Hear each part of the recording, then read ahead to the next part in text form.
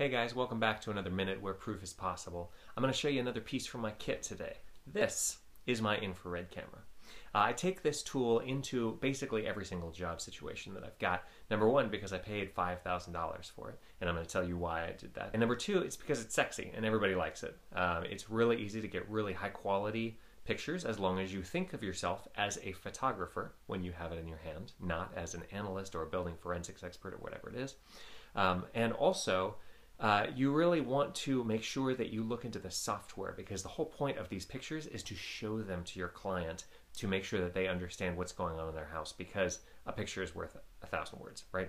So saves time, saves effort. You can do all of the analysis that I do in a normal home without an infrared camera. But if you've got the money to spend and you want to make your sexiness factor go way up through the roof, then this is what you want to use. Now, first of all, you want to make sure that you always keep the lens cap on, because where you would pay $50 for an infrared thermometer, and this is something that anybody can pick up at a Sears or online, the difference between that and this is that that $50 piece of equipment has one sensor in it. This, if you look into the little lens right there, that has about 20,000 of those $50 sensors embedded inside of it. So this thing is an array of sensors that ends up looking like a photograph. It's very, very cool. You can test a number of different things with this. The reason that I paid $5,000 for this piece of equipment and didn't settle for one that's $500 or $2,000 is because, number one, it can do picture-in-picture technology. So I can take digital photographs with this that are visual.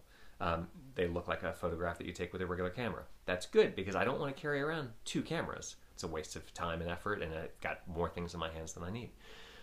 Number two, this thing has the sensitivity and the ability to pick up on 3 out of 4 of my elements. Now, if you remember, the elements that I'm always talking about that are in home performance are heat flow, airflow and pressure, moisture, and air quality.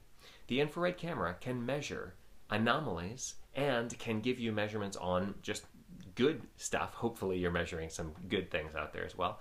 In heat flow, airflow, pressure, and moisture. You can pick up all kinds of different things with that. So a lot of people are just using this to find insulation in homes.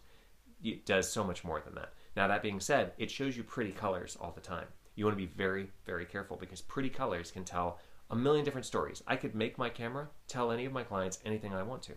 If I was unethical, I could make it sell essentially windows, shoes, I could sell them heaters, anything.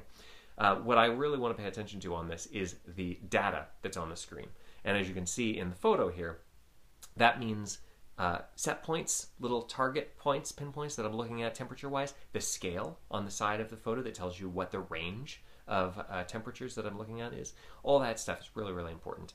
So I would say definitely worth looking into. There are many different brands. I have used several different brands, and I've settled on this one, which is what I really like. I don't have an endorsement deal with them. I recommend that you look into something, and especially look into the reporting software that comes with it, to make sure that it is in a format that you would want to show to your clients, because you don't want to give them some ugly report. So, infrared camera, another tool in the kit. Thanks for watching. Tune in next time.